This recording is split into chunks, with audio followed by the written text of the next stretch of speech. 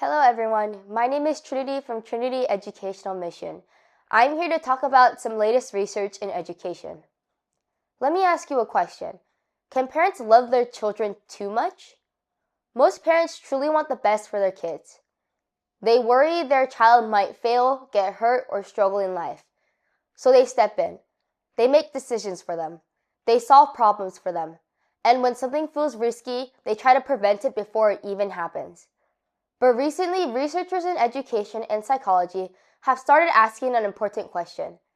Can too much parental involvement actually create unexpected problems for children? Today's study explores exactly that issue.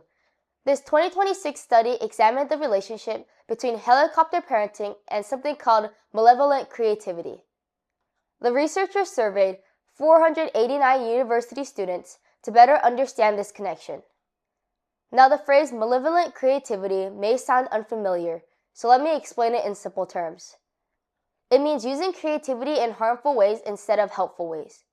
For example, figuring out creative ways to manipulate people, finding ways to secretly avoid rules, coming up with more effective ways to bully someone online, or becoming very skilled at lying without even getting caught. Those things involve creativity too. But instead of using creativity to help others or solve problems, it's being used to hurt, control, or deceive people. That's why researchers call it malevolent creativity. And the results of the study were striking. The more controlling the parents were, the higher the students' levels of malevolent creativity tended to be. So what exactly is helicopter parenting? It refers to parents who constantly hover over their children and become overly involved in every part of their lives. For example, parents deciding their child's major, interfering too much in friendships, preventing failure before the child even gets a chance to try, or not allowing children to solve problems on their own. On the surface, these parents may look very responsible and caring, but studies suggest something important. Creativity itself is not the problem. The real issue is the direction in which creativity is used. The same creative ability can be used to help people or to manipulate and hurt them. So why does this happen? The researchers offer an interesting explanation. When parents excessively control their children, children gradually lose opportunities to make their own choices and decisions. Outwardly, they may appear obedient, but internally they may begin to build up frustration and resentment. In psychology, this is called psychological reactance. When people feel that their freedom is being restricted, they often develop a strong desire to break rules and resist control. This can become especially strong during the college years. Even if students appear to listen to their parents, internally they may be thinking, why can't I make decisions about my own life? And if those emotions are not expressed in healthy ways, creativity may begin to move in more aggressive or harmful directions. But the study didn't stop there. The researchers discovered two additional factors that help explain the relationship, family environment, and moral identity. First, family environment. The more controlling the parents were, the more likely the emotional atmosphere at home became tense and critical. There may be more commands than conversations, more judgment than empathy, more control than trust. And in that kind of environment, it becomes harder for children to develop healthy emotional expression and moral judgment. That leads to the second factor, moral identity. Simply put, moral identity is a person's inner sense of what kind of person do I want to become? What values do I want to live by? The study suggests that excessive parental control may weaken a child's moral identity. Why? Because when children rarely get to make their own choices or take responsibility for decisions, morality may start to feel like nothing more than following rules to avoid punishment.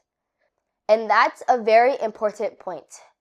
Real morality is not simply doing what you're told. It's the process of internalizing values and choosing what is right for yourself.